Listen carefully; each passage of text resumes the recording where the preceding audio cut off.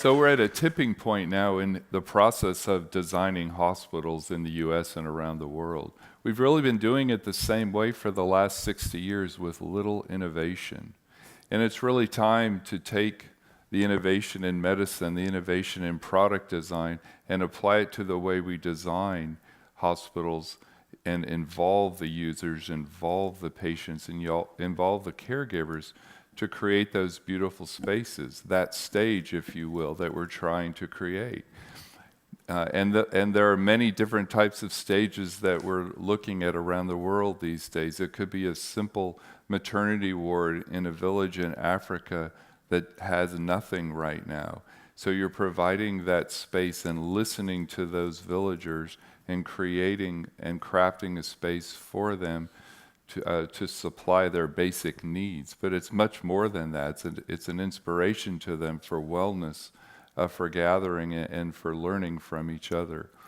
It could be, as our previous speakers spoke about, an AYA unit in Fort Worth, where for the first time the adolescents were able to be themselves and really have a place of escape and a place to support one another in their journey of their cancer care as they were inpatients.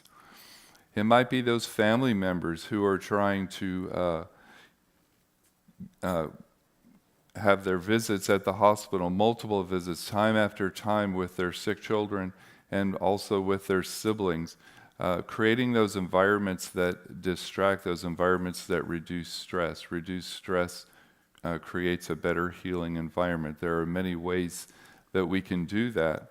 And so we can use technology and design to support that healing process in those families, that stress reduction in those families, so families don't pass that on to their kids, as well as the staff. In healthcare design, one of the premises is if you have a happy staff, you'll have happy patients. So we like to look at it really as human-centered care, so we're designing for all humans who are on that stage, in that cast of caring for the patients and their families. Also, being culturally sensitive, taking it to the nth degree over in Kuwait, one of the largest children's hospitals in the world under construction soon, where we are actually enveloping the whole family in the undersea environment. So taking that positive distraction to its ultimate, so that stage becomes a place of escape. But also behind that front stage will be many areas of healing and treatment where patients and families can continue their journey. So how do we get to that point?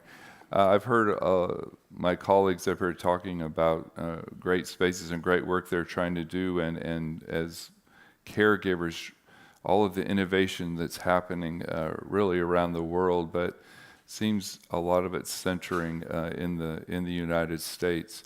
And again, I mentioned that our process in design and construction hasn't really changed. Well, we're turning that upside down, and we're really disrupting the way that we design spaces to create that innovation and complement the medical innovation that's happening. At Akron Children's Hospital, we all gathered together as one cast at the beginning of the project. The caregivers, the families, the patients, the design professionals, all the consultants, everybody, the constructors who were going to build that. We were an ensemble cast. There were no stars. We all came together at the beginning and worked all the way through the project till the very end, until opening. And we created that project from the inside out, from the operational model to the last brick that was laid. It was done together, and it was done fully as an ensemble cast. And talking about the script that Upali mentioned, we totally rewrote the script. We totally changed the way we delivered that project. We took a whole lot more time up front designing, and it created the ability to spend a whole lot less time actually building it, because things were so streamlined and smooth in the end. And we actually designed it by mock-ups. We designed it by full-scale mock-ups, full-floor mock-ups in a tire warehouse and then a Pepsi warehouse. So we all smelled like tires half the time, and We had free drinks the rest of the time. But we did scenario testing where the physicians, the patients, created scenarios, whether it was the emergency room or the neonatal intensive care unit or the surgical suite, and we were able to shape that space, craft it during the day, and rebuild it at night and continue this for a week-long sessions. And the result was spaces and a facility that had much more acceptance when built, had 0 change orders, and it also came in 3 months early in 2 of the worst winters of construction in Ohio, and also $40 million under budget on a $200 million budget. So you can do this and spend less money and create much better space and create the supportive environment, that supporting stage with empathy for the family members. And this sofa has a little curve in it, so we did a little better on this one. But again, you go from Post-it notes and papers designing the process on the right to a rendering to a final mock-up and then the final creation.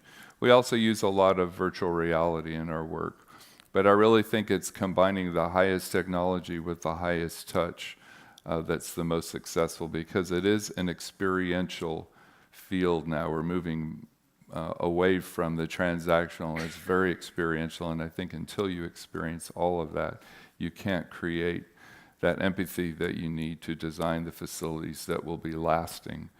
We've got the evidence, we're developing the analytics, easy for me to say, and we've got to really bring that empathy. Thank you.